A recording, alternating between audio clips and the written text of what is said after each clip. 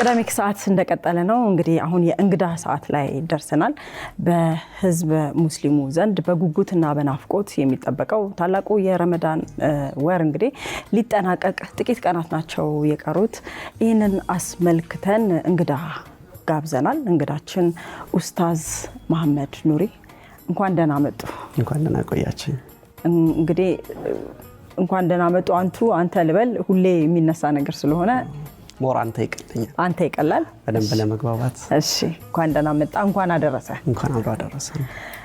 እንግዲህ ታላቁ የረመዳን ጾም በጣም በጉጉት ነው የሚጠበቀው። በእስልምና እምነት ተከታዮች ዘንድ ደስ የሚል መንፈስ አለውና ያው ይሄ ወር በአብዛኛው በሙስሊሞችም ብቻ ሳይሆን በክርስትና እምነት ተከታዮች ዘንድም የጾም ወቅት በራሱ በጣም ስክነት ራስን መግዛት ያለበት ነውና የዘንድሮ የረመዳን ጾም እንግዲህ ያው ሊጠናቀቅ ነውና እንዴት አለፉ እነዚህ ቀናቶች? ያው ቢስሚላሂር ረህማኒር ረሂም የረመዳን ወር ቅድም እንዳልሽው ለሙስሊምም እንደ ማህበረሰብ እንደ ዓለምም ብዙ እዝነቶችን የሚያመጣ ብዙ በረከቶችን የሚያመጣ የሰው ልጅ ቆም ብሎ እየሄደበት ያለውን መንገድ እንደ ግለሰብም እንደ ቤተሰብም እንደ ማህበረሰብም መቃኘት የሚያስችላቸውን ኦፖርቹኒቲ ነውና ይህ ወር ታላቅ ወር ነበር። በተለይ የመጣበት ታይሚንግም እንደ ሀገራችንም እንደ ግለሰብም ብዙ ለውጦች የምንፈልግበት ጊዜ ላይ መሆኑ የበለጠ ጥሩ እድል ነው ብዬ አስባለሁ። ባሳለፍናቸው አብዛኛውን ቀናት ኦሬዲ ጨርሰናል። አላህ ይቀበለን። በእነዛ ሂደቶች ላይ የቻልነውን ሁሉም ሰው እየሞከረ ነበር። የረመዳንን ዋና ዓላማ ታርጌት ግብ ለመምታት ብዙ ሙከራዎችን ስናደርግ ነበር ብዬ አስባለሁ።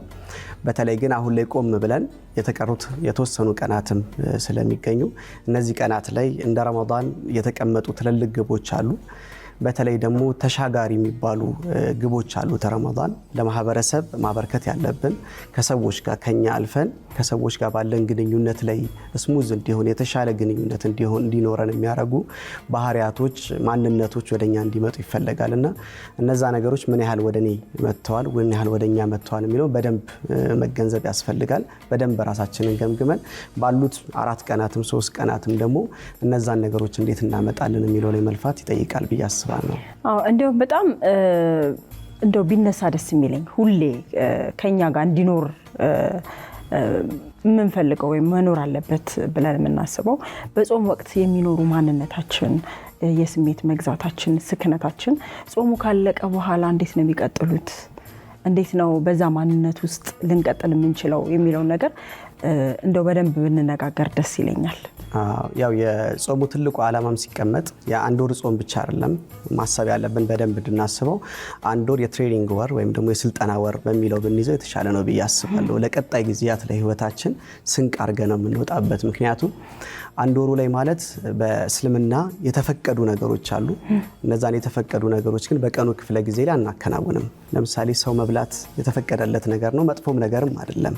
መጠጣት መልካም ነገር ነው፣ የሚደረግ ነገር ነው። እነዚህን ነገሮች መቆጣጠር አንድ ሰው ከቻለ የተፈቀዱትን ነገሮች ራሱን መቆጣጠር ከቻለ ያልተፈቀዱትን ደግሞ ነገሮች ለማህበረሰብ የማይጠቅሙ ጉዳዮችን ደግሞ መቆጣጠር እንደሚችል የሚያሳይበት ወር ነው። እዚህ ላይ ትልቁ የምናነሳው ነገር ብናነሳውም ቅድም እንደተጠቀሽው ጥሩ ነው ብዬ የማስበው እንደ እስልምናም ትልቁ ሚሽን ረሱል ሰለላሁ ዐለይሂ ወሰለም ሲላኩም ወማ አርሰልናከ ኢላ ረሕመተን ሊልዓለሚን ነው። ለዓለማት እዝነት ነው የላኩህ ነው። በእስልምና ስነ ምግባር የሚባለው ነገር ትልቅ ቦታ ይሰጠዋል። ወደ ሰዎች ተሻጋሪ የሆኑ ማንነቶች፣ እዝነቶች፣ መረዳዳት፣ ለሰዎች ማዘን፣ ከሰዎች ጋር ያለኝን ግንኙነት መጠበቅ፣ እንደ ማህበረሰብ መረዳዳት፣ እነዚህ ጉዳዮች ሁሉ ለእስልምና ትልቅ ቦታ የሚሰጣቸው ናቸው። የረመዳናችንን መቀበልና ለመቀበል ከምንመዝናቸው ውስጥ እነዚህ ማንነቶች ወደኔ መጥተዋል የሚለውን በደንብ ማየት ይጠይቃል። ለምሳሌ ከእዝነት ጋር የተገናኙ ጉዳዮችን ብናየው ከእዝነት ጋር እኔ ረመዳኑ ከመምጣቱ በፊት ለማህበረሰብ አዝናለሁ ወይ? ሳዝን ለሁሉም ነው ማዘን ያለብኝ።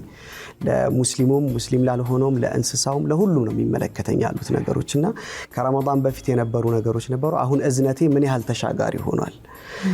ቁርአኑ ላይ ልክ ሲጨርስ ይሄ ስለ ጾም የሚያወራውን ፓርት ሲጨርስ ትልቁ ዓላማ ወደ እናንተ ተቅዋ የሚባለውን ወይም ደግሞ አላህን መፍራት የሚባለውን ወይም ደግሞ ፈሪሃ አላህ የሚባለውን ነገር ወደ ሐያታችሁ እንዲመጣ ወደ ማንነታችሁ እንዲመጣ ነው ይሄ ጾም የተደነገገው የሚለውን ይጠቅስልናልና ከረመዳኑ በኋላ ወደ ሰዎች የሚሻገር ለሀገር የሚጠቅም ለቤተሰብ የሚጠቅሙ ነገሮችን ምን ይዘን ወተናል የሚለው በጣም መሰረታዊ ነው።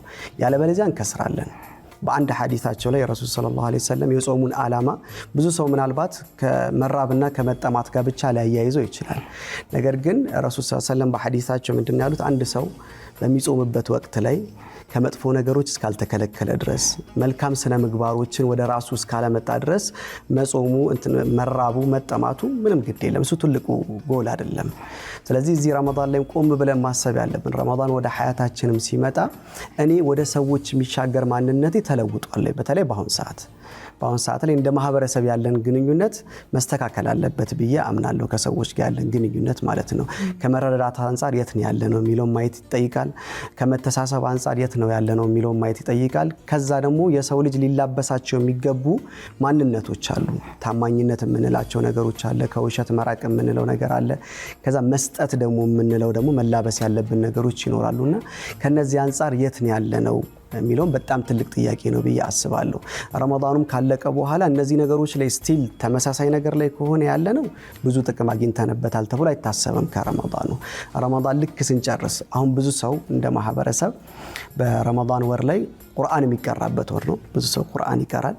ብዙ ሰው ሰደቃ ወይም ደግሞ ለሰዎች መስጠት ይሰጣል። ብዙ ሰው ይጾማል። በተጨማሪነት ስግደቶችን ይሰግዳል።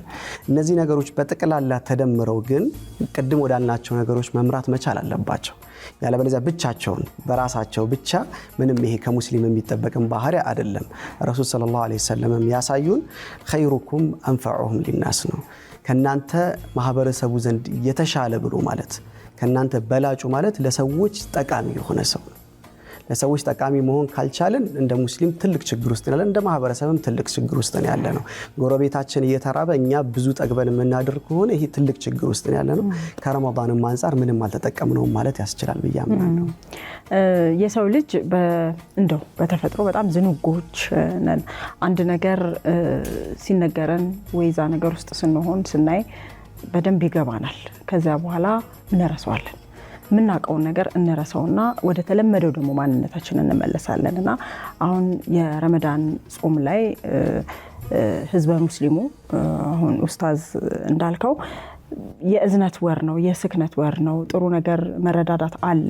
ልክ ከዛ ከወጣን በኋላ ደግሞ እንደ ሰው ልንዘናጋ እንችላለን እና እዚህ ላይ ትልቅ ኃላፊነት ያለባቸው የሃይማኖት አባቶች ይመስለኛል። እና አንተ እንደ ኡስታዝ እንደመሆንህ እንደ ሃይማኖት አባትነት ሌላውን ጊዜ ከረመዳን ጾም ውጭ ያሉትን ወራት ምን አይነት አገልግሎት ትሰጣለህ? ያው እንደተባለው ማህበረሰብ ዘንድ ተሻጋሪ የሆኑ ስራዎችን መስራት ቅድም እንዳልሽው መሰረታዊ ነው። ከረመዳን ውጪ ያሉት ነገሮች ላይ እንደመሳተፍ እንደግሌ የተለያዩ ተቋማት ላይ ይሳተፋለሁ። የእርዳታ ተቋማት ላይ ነው ስራ የምሰራው። እንዲሁም ደግሞ ማህበረሰቡን በየሳምንቱ ማስታወስባቸው ማህበረሰቡ ዘንድ ይሄ ክፍተት ቢዘጋ ብዬ የማስባቸውን አጀንዳዎች መስጂድ ላይ በሶሻል ሚዲያዎች መሰል ጉዳይ ላይ የማስታወስ ስራዎችን እሰራለሁ። ብዙ ጊዜ ትኩረት የማደርገው ቅድም እንዳልኩት ከአኽላቅ ጋር የተገናኙ ወይም ከስነ ምግባር ጋር የተገናኙ የጎደለን ትልቅ ነገር እሱ ነው ብዬ ስለማስብ ማለት ነው። መራዳዳቱ ላይ በኤንጂኦቹ ላይ ወይም ደግሞ በተራድኦ ስራዎች ላይ ስለምሳተፍ እሱ ላይ እሳተፍበታለሁ። በማህበረሰቡን በማንቃት ይሄ ላይ ተዘናግተናል የሚለውን ደግሞ በየሳምንቱ መስጂዶች ላይ በመጠቀም ደግሞ እነሱን የማስታወስ ስራዎች ላይ እሳተፋለሁ። የረመዳን ወር እንግዲህ እንዳልነው ነው ሊጠናቀቅ ነው። ቀናት ናቸው የቀሩትና የሚናፈቅ ይመስለኛል። ምክንያቱም አፍጥር ሰዓት ላይ ቤተሰብ ይሰባሰባል፣ ጥሩ ጊዜ የሚያልፍበት ነውና አሁን በዓሉንስ እንዴት ነው የምታከብሩት? ከዛ በኋላ አለ አይደል አሁን ኡስታዝ አንተ በግልህ ቤተሰብ ውስጥ ከቤተሰብ ጋር ያለን ጊዜ የልጅነት ትዝታም ሊሆን ይችላልና የረመዳን ጾም ላንተ እንዴት አሳለፍከው? ከዚያ እስካለፈ በኋላ በዓሉ እንዴት ታከብሯለህ? ካለፈስ በኋላ ትዝታው እንዴት ነው? ያው እዛ ወር ላይ ስላለን እንደው ያው የረመዳን ወር በልጅነት ሲሆን በደንብ ዒዱ በተለይ በደንብ ይጣጣማል ብዬ አስባለሁ። ረመዳን ወር ላይ ከጾም ጋር የተገናኙ ጾም ለመጀመር የምናረጋቸው ጥረቶች ነበሩ። ያው ቤት እናትና አባት ይከለክልሻል እንዳትጾሚ ተብለሽ ምናምን ወይ ደግሞ እስከ 6 ሰዓት ምናምን ጾም ይተባል እድሜ ገና ሲሆን እድሜ ትንሽ ሲሆን ማለት ነው። እነዛኛው ላይ ማለማመዶች ነበሩ። ከዛ አንዳንዴ ደግሞ ያው በጣም ይሸውዱናል ምናምን። የኛ ጊዜ ደግሞ ትንሽ እንትን ነው መሰለኝ ያው የጾምን እያለ ምናምን እንደዚህ ጾሙን ያዙትና እንደዚህ ከዛ ትበላላችሁ ጾሙ ደግሞ ይቀጥላል ምናምን እያሉ በልጅነታችን እንደዚህ አይነት ጊዜዎችን አሳልፈናል። የዒዱ ደግሞ የበዓሉ ወቅት ላይም እንደተባለው ረመዳን መሰባሰቢያ ነው በደንብ። ዒዱ ደግሞ በተለይ ረጅም አንድ ወር የሚባል ሂደቶችን ከአላህ ጋር ከጌታችን ጋር ያለንን ጉዳዮች መሰል ጉዳዮች አውርተን በጋራ እያፈጠርን የነበረባቸው ሞመንቶችን በደንብ ሰለብሬት የምናደርግበት ቀን ነው ብዬ አስባለሁ። ቤተሰብ ለቤተሰብ በጣም ይገናኛል። ቀን ላይ ከአንድ ወር በኋላ ቁርስ ይበላል፣ ከአንድ ወር በኋላ ምሳ ይበላል ምናምን ማለት ነው ያሉት የዒድ ቀናቶቹና ትንሽ ያው የተወሰነ ረመዳን መውጣቱ የሚፈጥረው ነገር አለ። አሁን ላይ ትልቁ ባለሁበት ሂደቶች ላይ ናፍቆት የሚባለው የሆነ መለየቱ በአንድ በኩል አለ። የዒዱ ደግሞ የደስታ ቀን ነውና እሱ ደግሞ የደስታው ሂደት አለ። ያኛው የዒድ ዕለቱ ላይ ግን በመዘያየር እርስ በርስ በመተዋወስ ያልተገናኘን ሰዎች በአንድ ላይ በመገናኘት ረመዳኑ እንዴት አለፈ የሚሉትን ከሱ ምን መውሰድ አለብን የሚለውን በጋራ የምናሳልፍበት ቀን ነው። እንግዲህ ዛሬ ያው ከግራና ከቀኝ ቅዳሜ ከሰዓት ከኛ ጋር ለማሳለፍ የመጡት እንግዶቻችን የእስልምና እምነት ተከታዮች ናቸው። ያው ጾም ላይ ነው ያሉት። ግን ምናልባት አሁን ስንወያይ ሰምታችኋልና ከተወያየ ነው ከሀሳብ ተነስታችሁ የራሳችሁ ጥያቄ የሚኖራችሁ ከሆነ ለአንድ ለሁለት ሰው እድል እንሰጣለን። ወንድማችን ስምህን እንድታወቅና። እሺ አመሰግናለሁ። ስሜ ሙዘኪር ናስር ይባላል።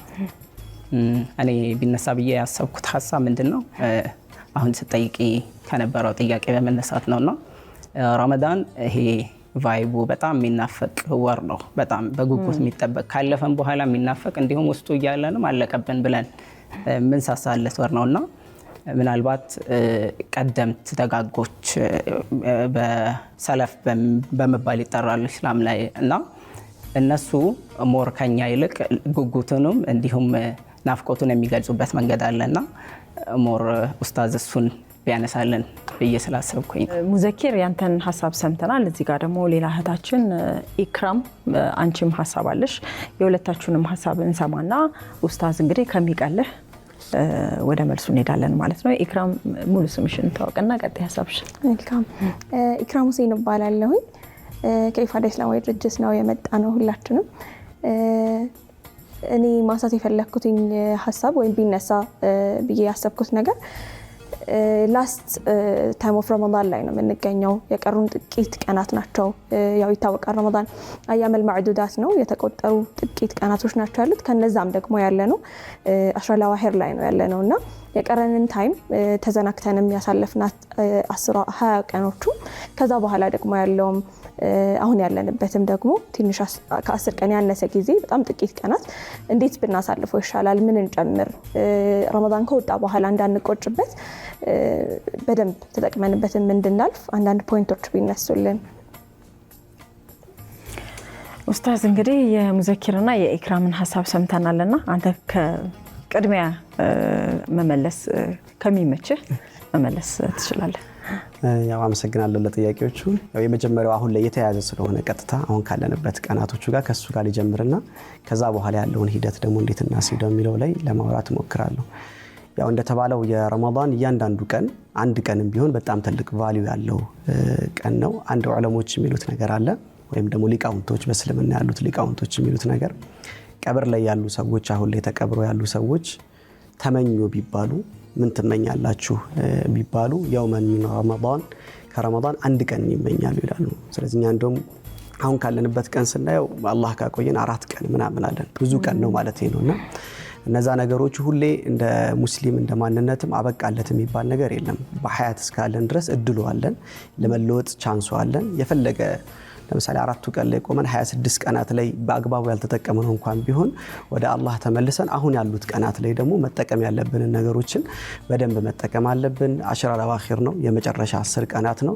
በተለይ ኢዕቲካፍም የሚገባ ሰው መስጂድ ላይ የሚገባበት ወቅት ነው። አሁን ላይ ሌሊት ላይ ረጅም ሰዓት የሚሰገድበት ወቅት ነውና ያሉትንም 4 ቀናት አንደኛ ሁላችንም እንደምናውቀው እንደ ሙስሊም ለይለቱል ቀድር የሚባል አለ። ከ1000 ወር የሚበልጥ ምንዳ ያለው ሌሊት አለ አንድ ሌሊት ብቻውን የሱ ሌሊት መች እንደሚሆን አይታወቅምና ምናልባት ወደፊት ካሉት 4 ቀናት ውስጥ ሊሆን ስለሚችል እያንዳንዱ ሙስሊም አልቋል ተብሎ ብዙ ጊዜ ምን ይሆናል ወደ ዒድ ሸመታ ወይም ደግሞ ለዒድ የሚያስፈልጉ ነገሮችን ወደ መግዛት ይገባል።